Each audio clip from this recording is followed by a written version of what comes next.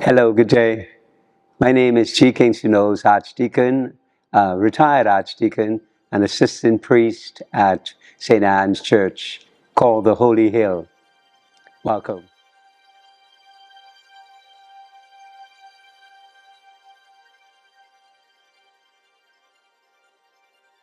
Um, First of all, I'd like to say that I've always wanted to be a priest.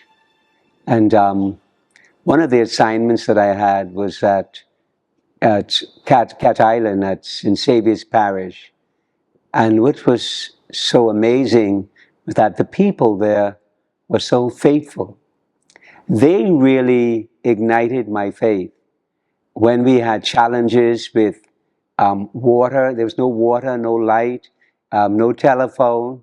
You can imagine. And a young priest going there is a very difficult time for me. But there my faith was strengthened, and I was challenged by the fact that there was no financial support. But we were able to, in that time frame, raise more money than we were required to of all the churches in the diocese. That was in the 80s. And that really ignited my faith, made me stronger and stronger, although I was young at that particular time. I would recommend that to someone who wants to become closer to God, that they need to use Scripture to assist them. Also, engage in persons who are spiritual. For myself, I engaged with monks and nuns and all those who dealt with spirituality, and I allow that to help me to grow. And I believe that if persons want to be drawn closer to Him, then they need to connect with those persons who appear to be closer to Him, and that would strengthen their relationship with Him. That's a very challenging and difficult one. But I would recommend, as I did for myself with my spiritual dryness, retreats and quiet days, contemplation, and reflection, not necessarily of oneself, but affiliate themselves with other groupings. I found myself doing either a course really in spirituality as a result of my dryness. And there was a collection of priests gathered around, and they were able to give me that type of support and comfort and assurance of the power of God in the face of dryness. And of course, I was there all alone on the islands, and so no clergy around to support me when things were difficult.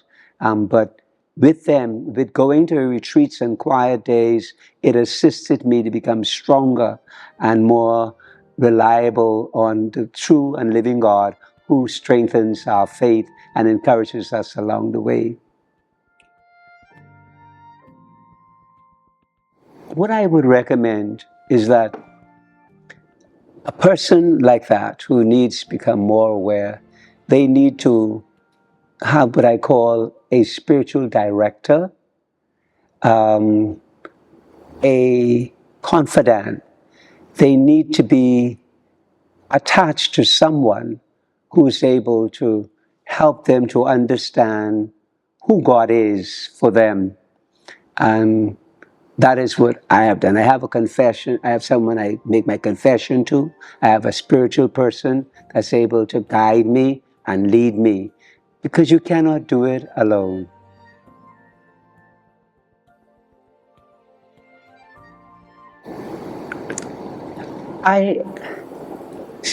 Presence is more impacting than anything in the world. Someone who's new to the faith, I would recommend them to engage in persons who exhibit presence. To me, the most powerful experience and expression of God's love is found when you can befriend someone. When you can show someone by a living example how strong and powerful God is in your life. And with someone new, they would require and they would need to look at a living example. Example is the best teacher. No matter how many books you read, no matter how many philosophies you hear about, no matter how many idealism you experience, it's nothing like the presence of someone. And I would point them to persons who have demonstrated that presence so that they would be impacted and know that they can do it too. Like all of the saints who've gone on before, I would also give them recommendation of persons who've lived the life of Christ, because when you live the life of Christ, then you are emulating Christ himself, and people are able to catch on to that, and people mimic, and people watch, and as a result of watching, you can achieve your ultimate reality, which is God, who is the ultimate reality in this life. The Christian life is not an easy road. You would always have challenges, and you'd always have questions.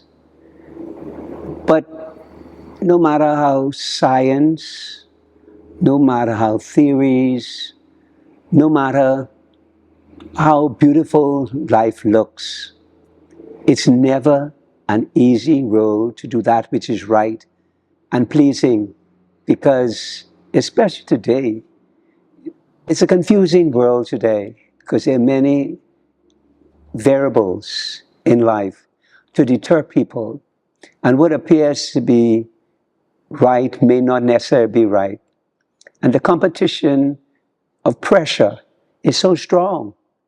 You have to hold on to God's unchanging hands, and you have to recognize that it's a gift of His grace and mercy to all of us.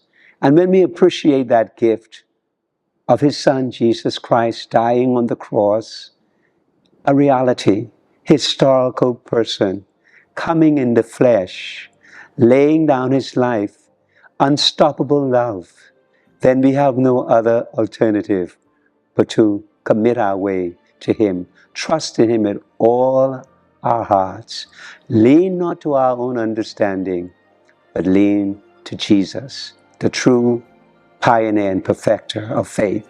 That's my final recommendation to all of us.